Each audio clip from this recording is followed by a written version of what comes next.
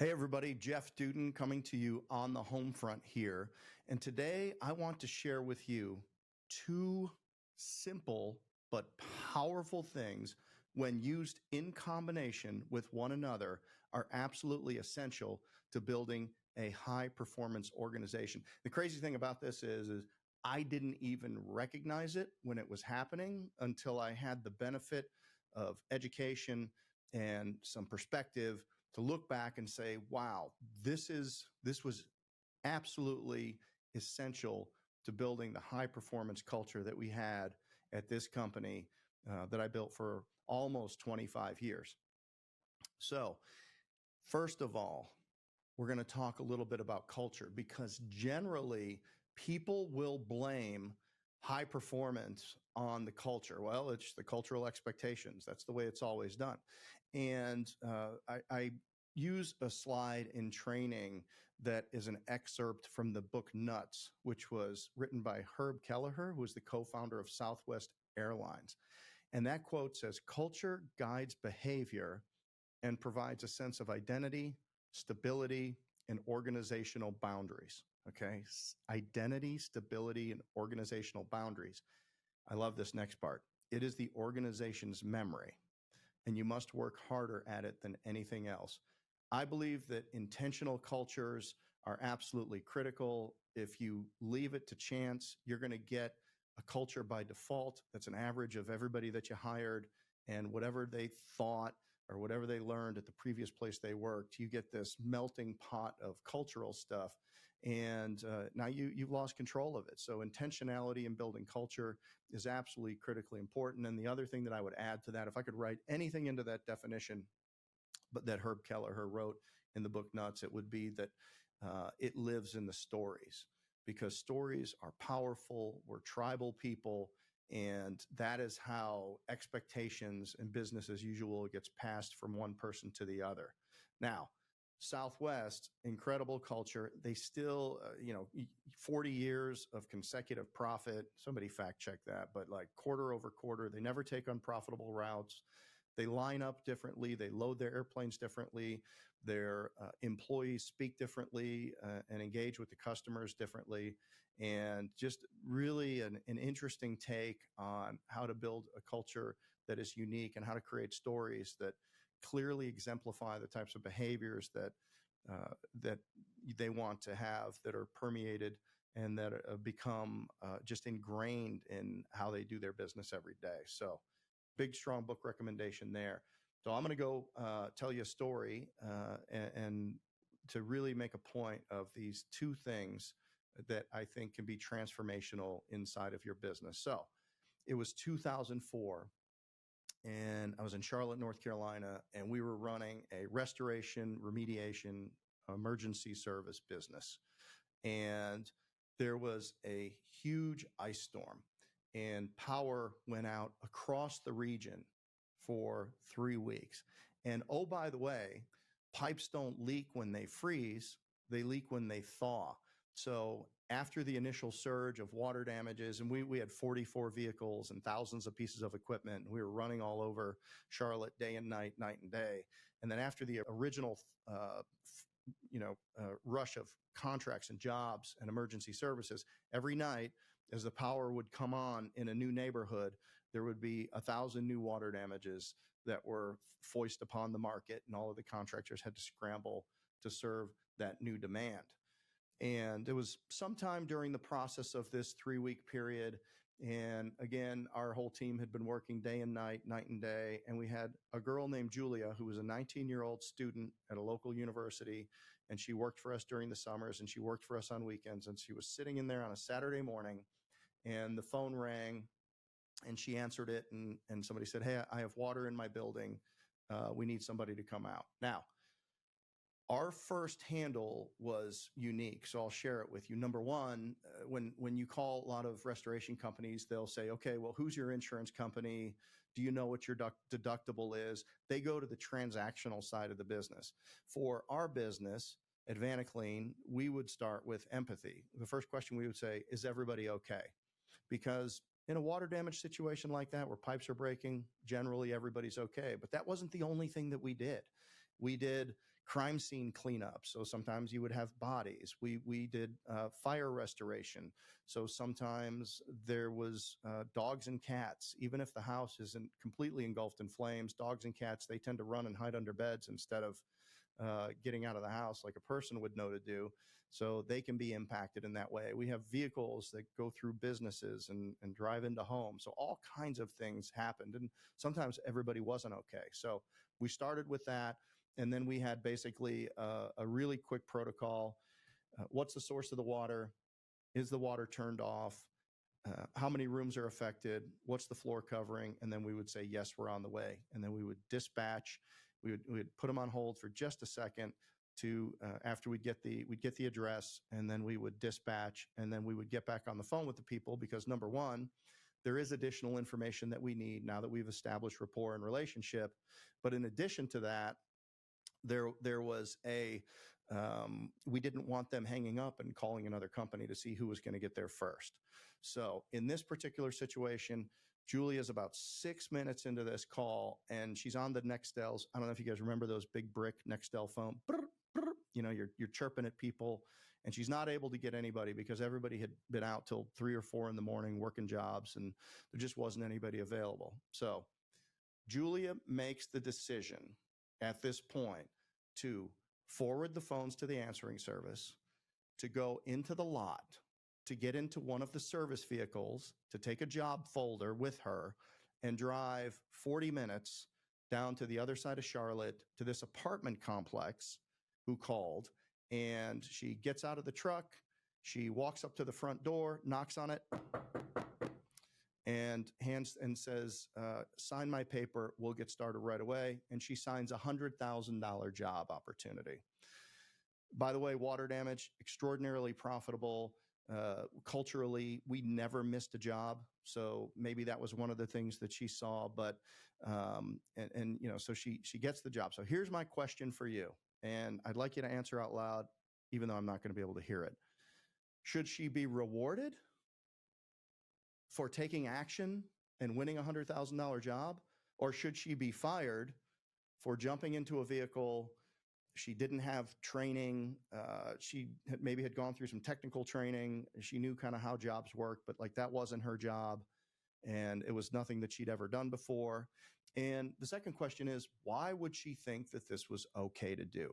Like what would possibly possess this person to jump into a truck that she'd probably never driven anything so big before and drive all the way across town to service this customer? So I used to think, as I told this story, because by the way, I'm sitting here in 2024, this story's got 20 years of age on it, and I'm still talking about it.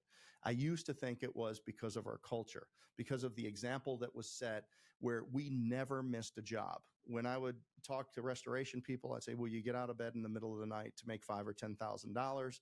And the answer should be yes. So even me as the owner of a business with a large employee base, I was number 5 on the call list, because if the first people didn't answer, or they weren't able to get reached in the middle of the night, or they were otherwise engaged in a different emergency, I had a kit. I had a kit in my car. I had a kit in my truck.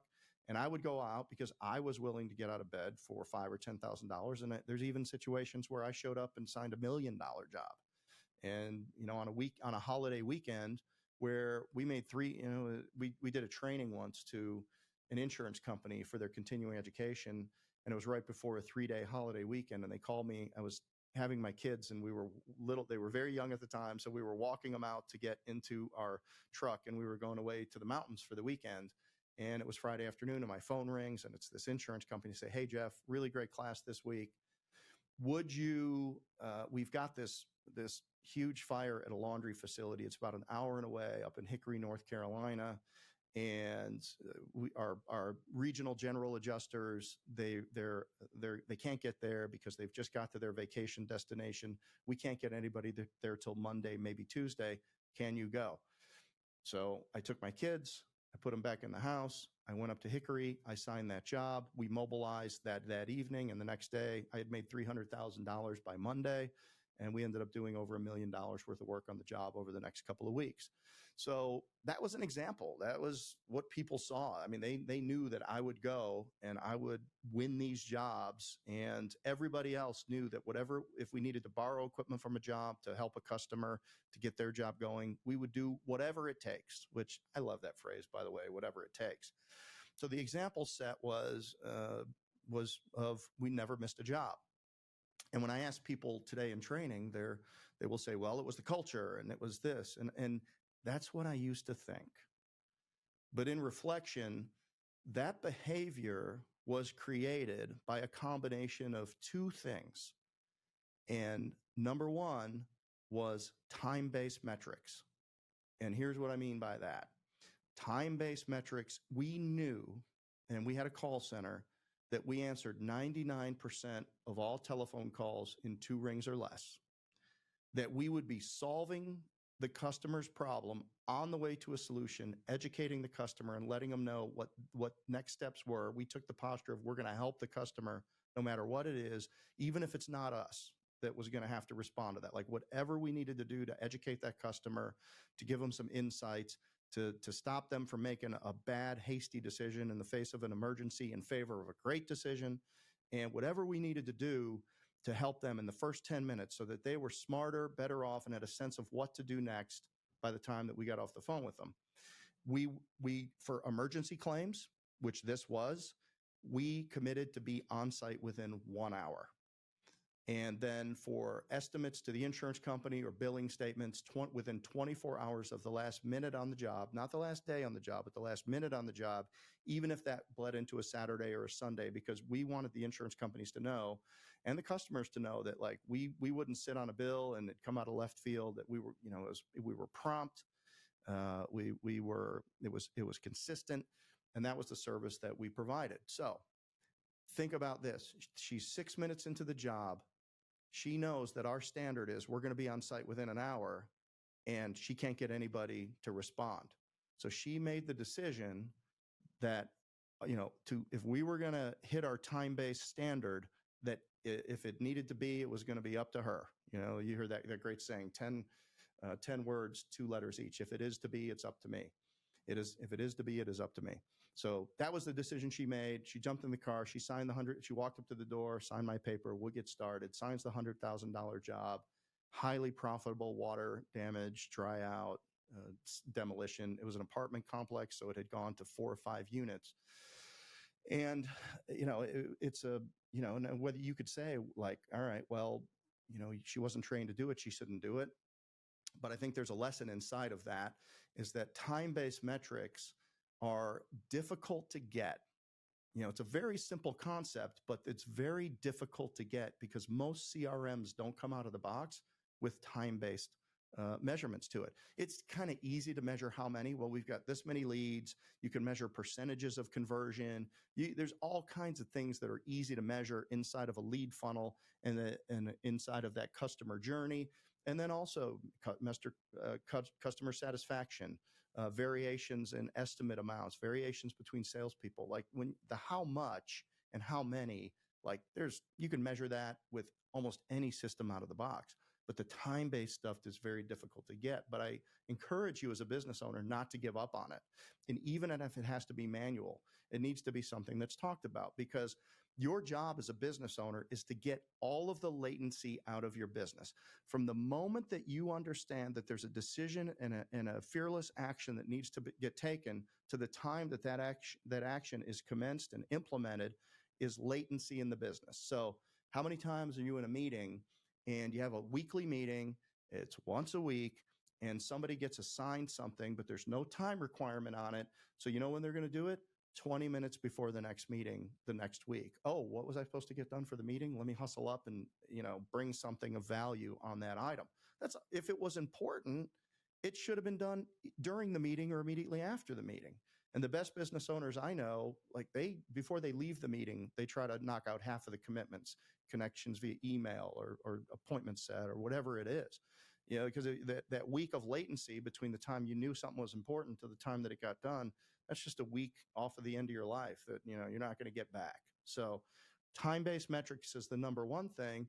The second thing was we had it on a checklist. On the front of the job jacket, we had special job jackets printed that started and commenced, and everybody had to sign off when they received the folder, when they got to the job, when the last minute on the job was, when the so every time-based metric that we had, somebody had to fill out that they were the one that did it, and they had to initial it, and they had to put the time in. So a simple checklist. If you read the Checklist Manifesto, which is a great book, look, that's a lot of book for basically saying you should use checklists. I mean, could it have been a blog or an article? Maybe, but there's a lot of great examples in there. Airlines, surgeons, construction, these are all industries where, 29.4 million people fly safely before somebody has a problem or there's a problem on a flight. So, these people have pre-flight checklists, they have post-flight checklists, they've got all kind of maintenance checklists. And even if you've done something we had done 10,000 water damages over 20 years in this company. And even though we've done it that many times, you can't rely on everybody to remember everything in the heat of the moment. And simple checklists keep the service consistent and it keeps it on time. And then when you combine that checklist and you incorporate time-based metric to it, that's what really creates a high-performance organization. So in hindsight, to me, I had always blamed it on we had this really high-performance, great culture, and everybody worked together and everybody was a team player. All of that true, but the underlying foundation that was built on checklists and time-based metrics. So in your business, anywhere that you currently have to-dos or anything that should have a time requirement on it, I urge you and I challenge you to apply a time-based standard to all the things that you'll do and to institutionalize those, create simple systems that make sure everybody understands what's expected in terms of time. And in doing it that way, you will immediately and drastically and permanently improve your business. I hope this has been helpful for you. This has been Jeff Dudan on the Homefront.